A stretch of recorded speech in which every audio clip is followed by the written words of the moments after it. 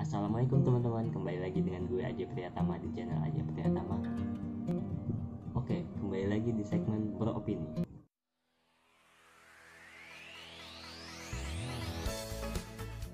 Nah, di opini kali ini gue bakalan bahas tentang gimana sih cara gue di dalam menghadapi kuliah di masa pandemi kayak gini.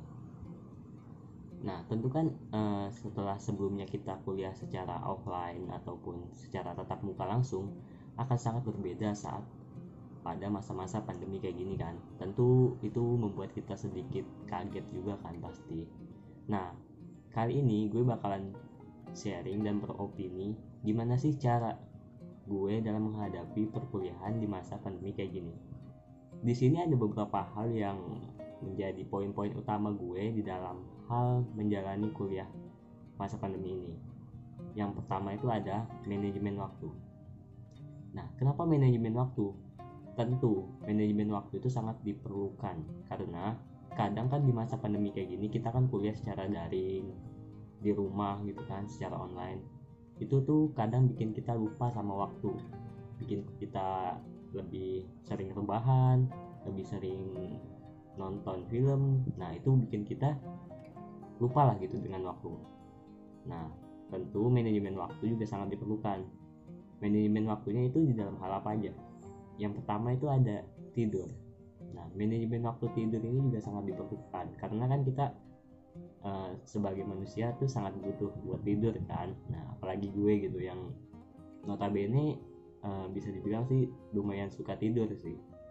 Gue tuh tidur biasanya dari jam 12 malam sampai subuh lah ya.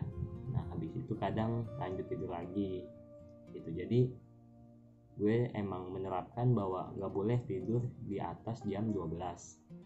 Meminimalisir lah, jangan sampai tidurnya itu di atas jam 12. Dan juga gue sering banget yang namanya tuh tidur siang.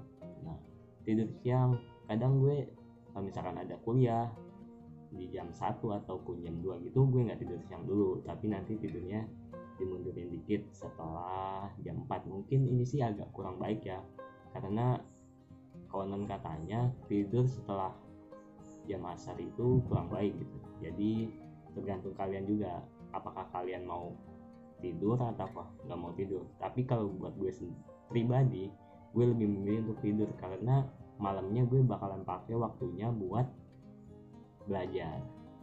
Yang kedua ada waktu kuliah. Nah, waktu kuliah kan tentu di setiap harinya kan beda-beda gitu ya. Misalkan di hari Senin nih, gue kuliah dari setengah 8 sampai jam 12.30. Nah, tentu itu kan kuliahnya secara daring juga kan, nggak begitu menyusahkan lah, kita bisa sambil rebahan. Kalau misalkan cuma presentasi gitu kan bisa sambil rebahan gitu kan.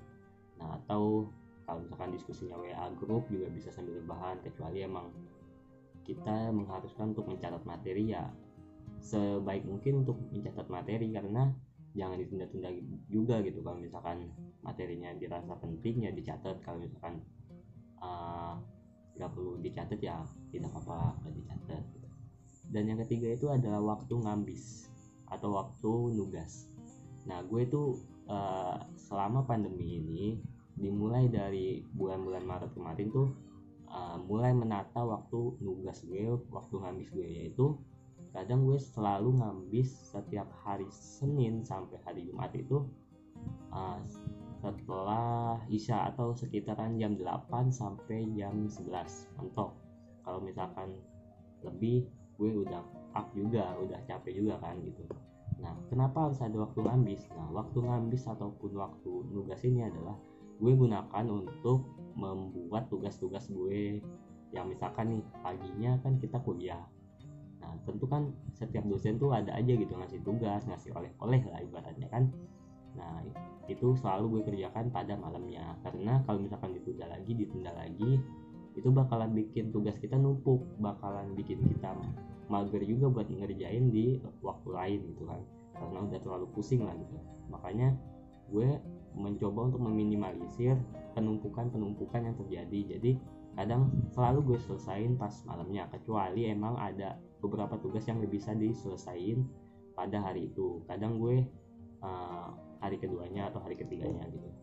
Oke, selain manajemen waktu, ada juga yang sangat penting, yaitu manajemen tugas. Nah, tadi kan gue bilang kan, kadang gue ada yang tugasnya cepat selesai, ada yang tugasnya molor sehari atau 2 hari. Nah, itu tuh gue manajemen juga tugas-tugasnya. Misalkan nih tugas ini deadline-nya mengharuskan hari itu juga ataupun 3 hari setelah kuliah. Nah, tentu tugas itu harus kita kerjain hari itu juga. Nah, kadang juga dosen ngasih deadline-nya sampai minggu depan gitu.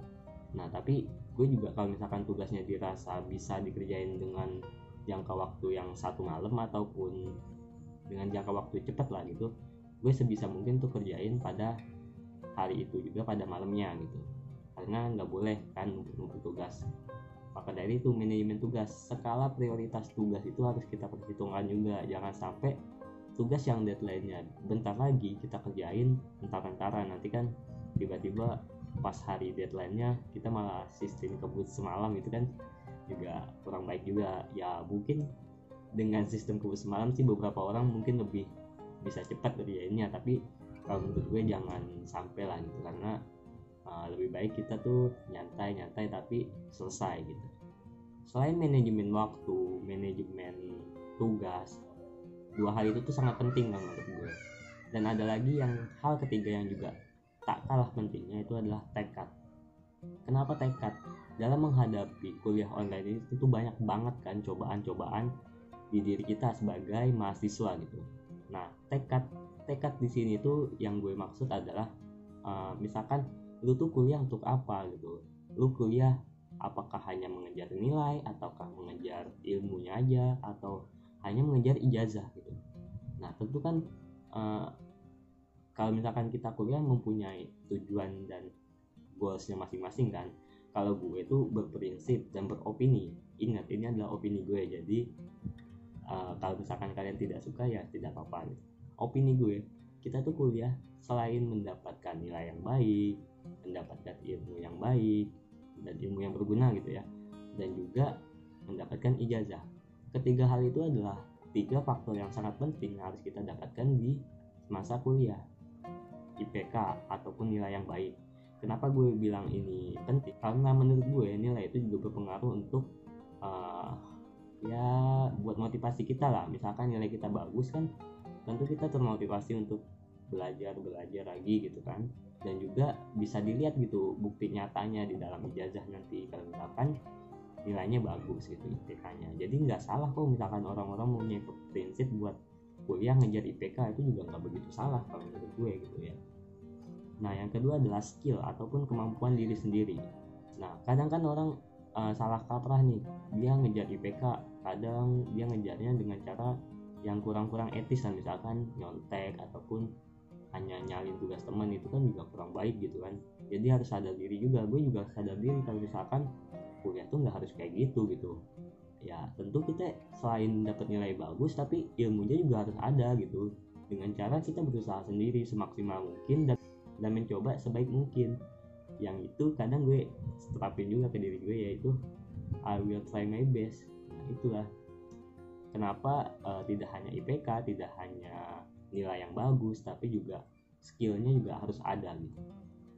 2 hal ini apabila kita padukan juga bakalan baik untuk perkuliahan kita ke depannya. Dan yang ketiga itu ada ijazah.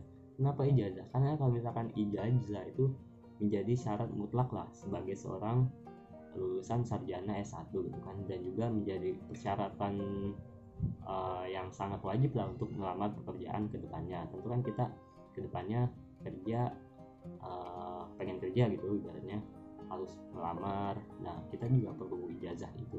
Nah, selain ketiga hal tersebut, ada satu opsi yang menurut gue lumayan menarik selain manajemen waktu, manajemen tugas, dan juga tekad di dalam menghadapi kuliah di masa pandemi ini.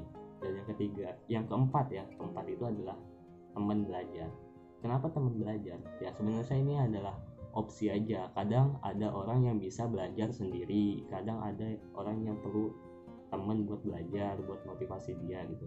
Tapi kalau gue beropini dan lebih prepare ke ya itu yang punyanya teman belajar, agar kita juga ada yang ngajakin, ada yang ngeayoin gitu. Misalkan ayo Jay kita belajar, kita ngabis. Nah jadi kan seenggak-enggaknya kita, kalau gue itu nganggapnya kayak ada semangat lebih lah gitu untuk ngerjain tugas, dan juga nggak boring-boring banget. Kalau misalkan sendiri kan kayak pusing, kalau misalkan nggak nemu jawaban yang pas, kayak bingung mau nanya ke siapa, mau diskusi ke siapa gitu kan. Kalau misalkan ada teman belajarnya, ada teman ngabisnya, nah jadi kita bisa sharing. Kalau misalkan ini gimana sih, kayaknya nggak gini deh, kayaknya gini gitu. Jadi bisa saling mengcover atau menutupi satu sama lain gitu. Oke teman-teman, mungkin segini dulu untuk video kali ini. Semoga videonya bermanfaat di masa perkuliahan pandemi kayak gini. Ini juga gak hanya berlaku pada jenjang perkuliahan, tapi juga di jenjang sekolahan juga bisa ya diterapin. Buat teman-teman semua, tetap jaga kesehatan, jaga protokol kesehatannya, dan jangan lupa bahagia. Buat kalian yang suka video ini, jangan lupa like, comment, and subscribe. Dukung gue terus ya, supaya gue semangat terus untuk membuat video. Bye bye. Gue Aja Priyatama. Till next time. Terima kasih sudah menonton video ini. Jika kalian suka, jangan lupa like, comment, and subscribe. Have a nice day.